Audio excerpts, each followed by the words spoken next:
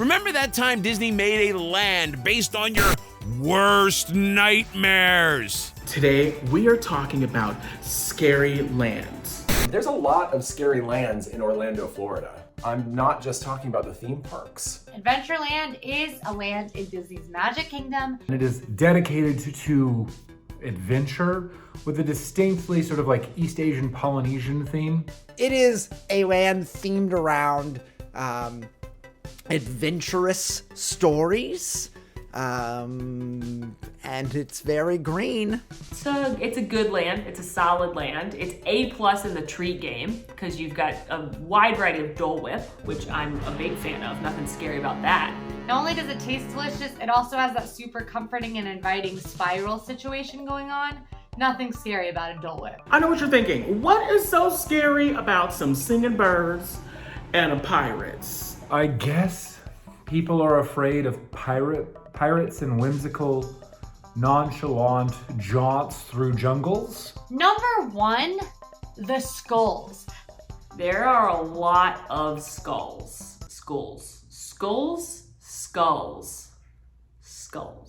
There was a time when human skulls were used as a form of currency of sorts. You could trade 5 human skulls for a bag of seeds that could grow a garden that'll feed your family for 2 whole years. Skull. There are so many skulls in Adventureland. Human skulls. Who is that skull? Where did y'all get that from? That does not look like it came from Michael's or a craft store. And I've talked about this before and I'll talk about it again because it was shocking to me. I never noticed, but then I moved here and I started looking around. Everywhere you turn, there's like a pile of human skulls. I know it's skull, but then when I say it plural, it becomes schools. I have a human skull. I would like to keep it in my head. There are a lot of skeleton heads. I would not say the rides in Adventureland are particularly scary. They are all family-friendly rides. I don't really know what ride one would find scary. The only thing that I think people would find frightening is the darkness associated with Pirates of the Caribbean. I was actually scared of it as a kid because of the auction scene when they start shooting the gunfire back and forth. It scared me. Then again, nothing was as scary as the fact that they were selling women. I'd say the scariest part of Adventureland is probably the magic carpets of Aladdin, only in the sense that it does feel like you might fly out of them. It's scary, okay? Those little controls make it jerk around really dramatically. Centrifugal force, she's no joke. Oh, I just got hair in my mouth. Magic carpets of Aladdin and Mission Space. Both pretty much the same ride. You get spun around and it makes it feel like you're gonna die. Kids, if a strange man or giant cat breaks into your home and wreaks havoc, you need to tell your parents. Seuss Landing is a themed land in Universal's Islands of Adventure that takes the stories from Dr. Seuss novels and brings them to life. Oh my gosh, this is a scary land. Probably the scariest land that we're talking about today, and it's not on purpose. They tried to be fun, and they landed on spooky. I know that a lot of people think that Dr. Seuss and a lot of his books are full of whimsy, but it's actually just nightmare fuel. So this one I agree with. Pretty much they've brought the world of Dr. Seuss alive in the Islands of Adventure at Universal Studios Orlando.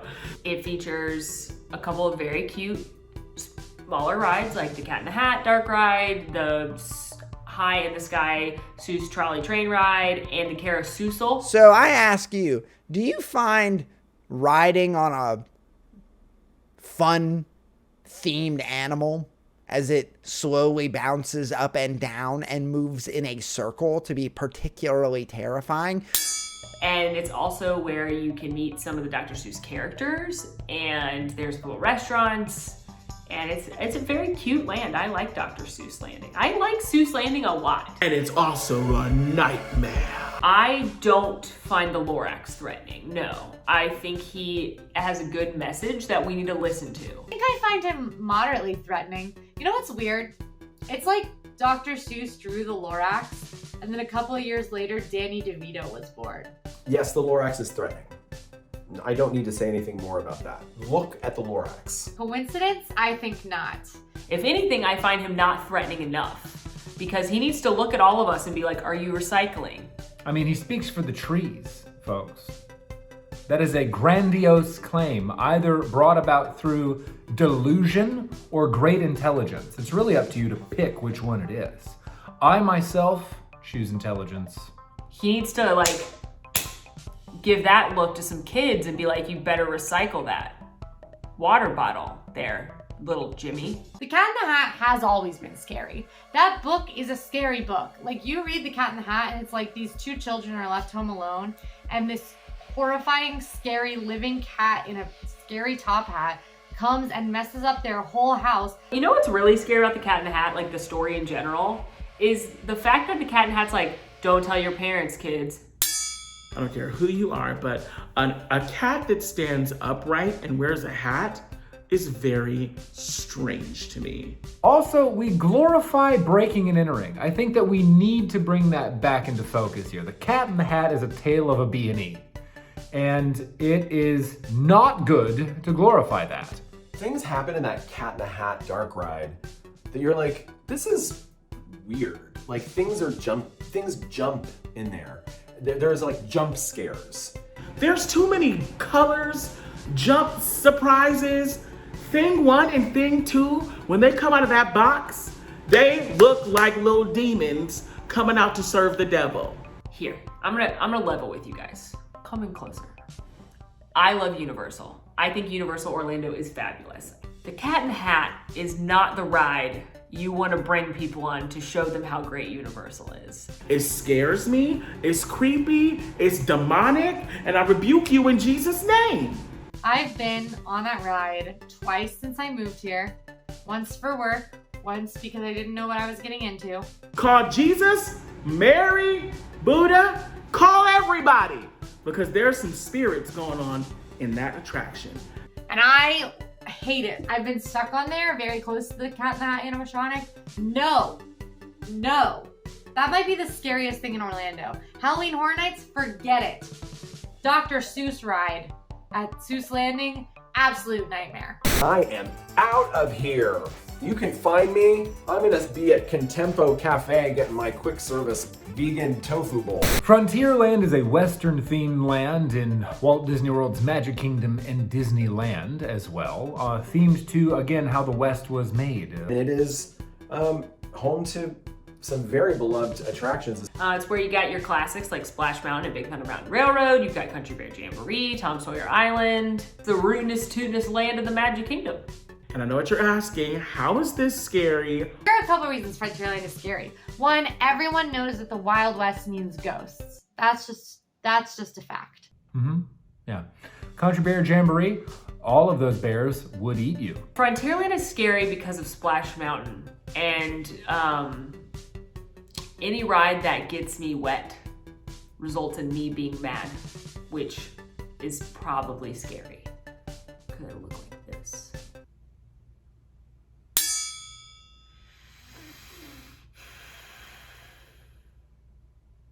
Are you scared? Are you scared a little bit?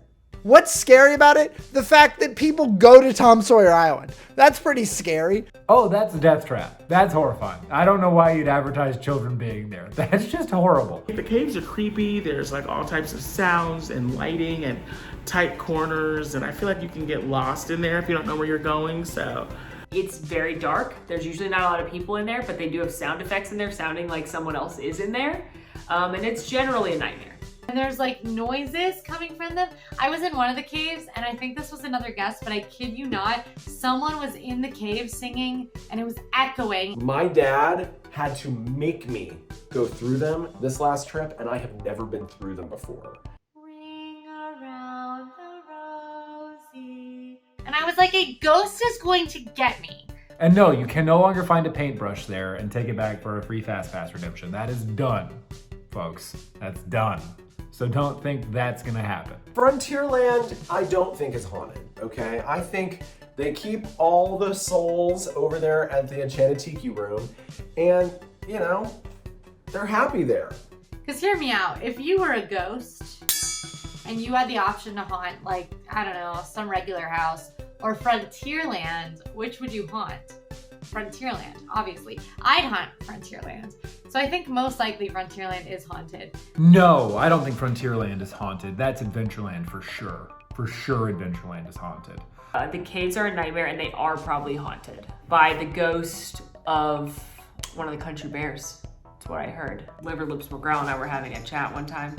He told me that one of the country bears that didn't make it into the show still lives on the island. Y'all, Voldemort looked like a bald-headed dead snake. Back over at Universal, Knockturn Alley.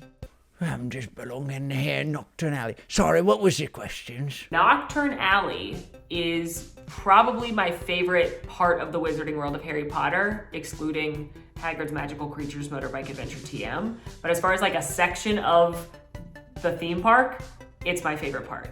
It's indoors so that it looks like it's always nighttime, and it's supposed to be, you know, bad Wizard Alley. Is the stereotypical seedy spot of any sort of wizarding locale. Anything evil and dark, it's gonna be a Knockturn Alley, okay? It's that place I don't go so that I don't go in there again and terrify us. And by us, I mean myself, my brain, my heart chakra, my soul. Knockturn Alley is scary because unlike the other 3 lands here, this one was designed to be scary. It's dark. It's where the bad wizards go. You can see wizards practicing Avada Kedavra underneath Borgin and Birch. You can see this green light flashing. The number one reason Knockturn Alley is scary is that it is very dark. Is whoever planned this episode afraid of the dark? Are you afraid of the dark?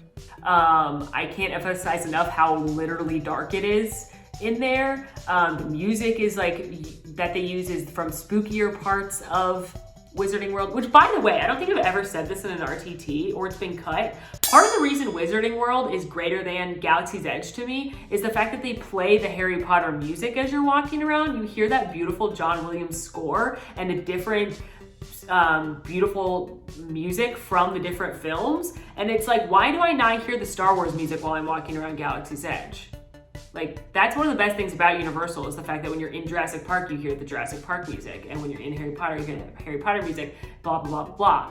And so you get the spookier, darker music from the films while you're back there. There are shrunken heads that sing to you. There's Borgin and Birch, which in Harry Potter is the scary shop. And there's scary stuff in there. There's a crate that shakes. I would also say one of the props you can buy is a recreation of Bellatrix's dagger that she uses to kill Dobby, and I'm afraid of anyone that owns that. The least scary thing is that Borgin and Birch, which is supposed to have a bunch of haunted memorabilia, has a bunch of shirts with deceased wizards on them. It would be scary if there was a piece of the wizard's soul there, like it was made of the flesh of the wizard, but that is not the case. Do I think I would be tempted to become a dark wizard? No. Dark wizards are ugly, okay? I know that sounds very vain, and I'm sorry, but I like being a pretty boy. I like my dimple, I like my smile, I like that happiness exudes through me and makes me attractive.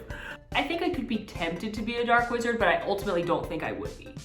I think that I'm a Slytherin because I'm ambitious and resourceful and cunning, not because I'm evil. So I don't think I would be tempted to join Voldemort's regime. No, I don't want to be a dark wizard.